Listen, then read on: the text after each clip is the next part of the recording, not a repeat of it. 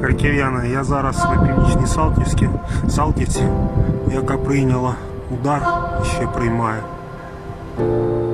Подивіться,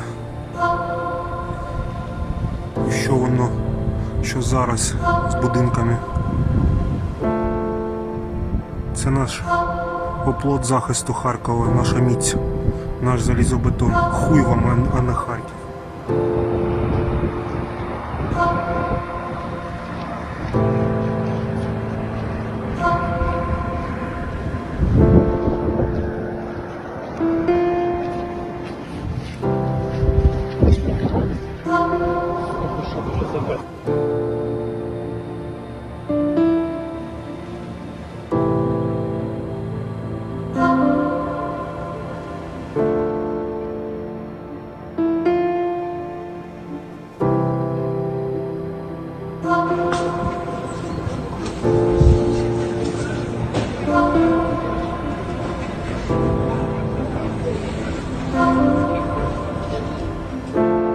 Робили ці тварюки. Подивіться, це житловий будинок. Це центр Чернігова.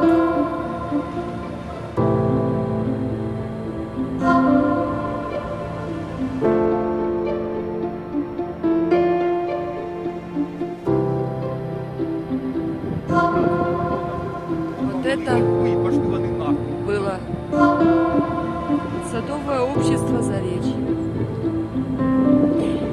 Мост через Дальний.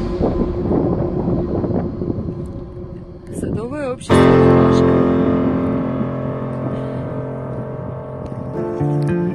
Это полный пипец. Я сказати більше нічого не можу. Просто не можу. У мене нема слов.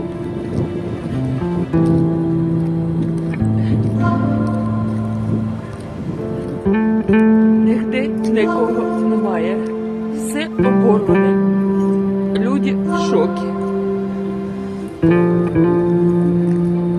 Я не знаю, попаде куда-нибудь это видео или нет, но это полная жесть. Полная. Улица Кольцевая перебита. Полностью перебита.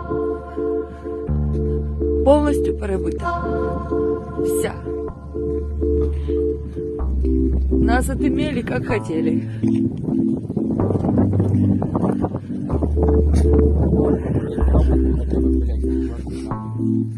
Это капец какой-то. Тут жилой дом. Может, от солнца просто не видно. Пошли сюда.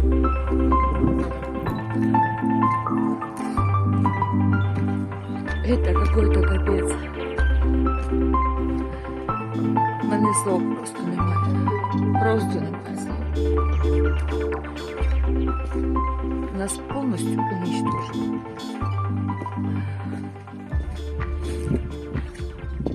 Полностью уничтожили.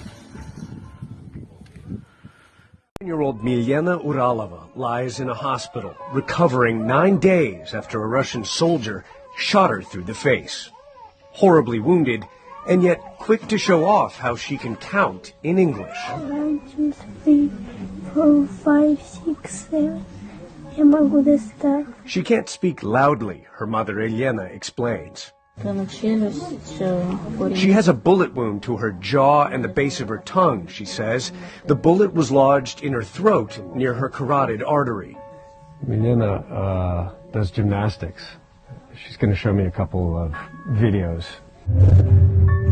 This was Milena before Russia invaded Ukraine. Flipping and dancing. but now she can barely walk. We met Milena here in a makeshift bomb shelter in the basement of a children's hospital. The nurses here say that 6 or 7 times a day and night, due to air raid sirens, they have to bring these newborns, who all have medical complications, in and out of this room for hours at a time for their safety.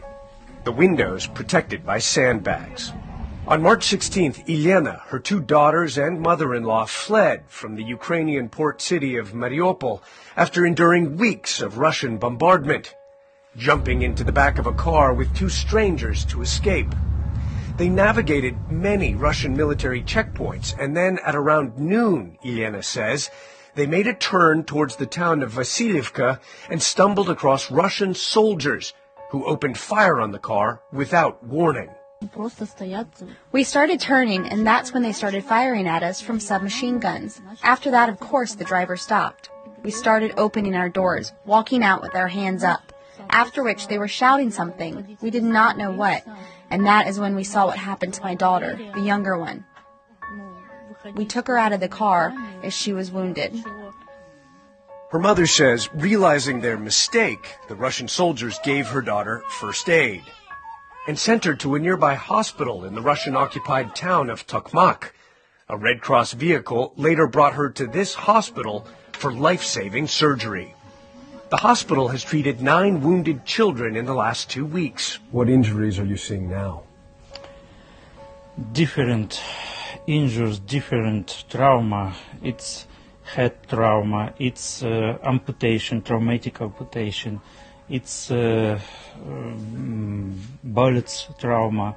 Dr. Ivan Anikin says Milena is now stable and will live, hopefully without long-term physical disabilities. But she has not so good psychological status. She worries, she cries, she afraid different sounds. Milena's mother has a message for the Russian soldiers who shot her daughter. Go back home. Why are they here? They are mercenaries who don't care about us. Don't care about the situation in this country or this war. They don't care who they are shooting at. As for Milena, she shows photos of her cats, Musia and Busia, and looks forward to one day going back to doing gymnastics.